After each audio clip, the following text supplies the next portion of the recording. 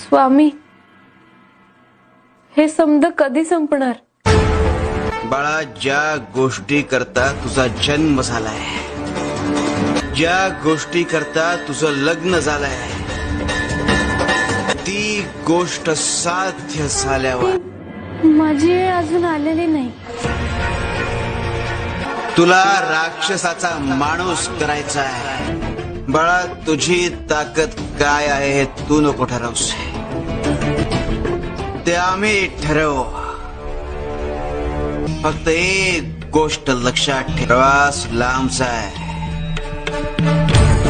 खडतर आहे, खूप सोसावं लागणार आहे, पण हार मानायची नाही.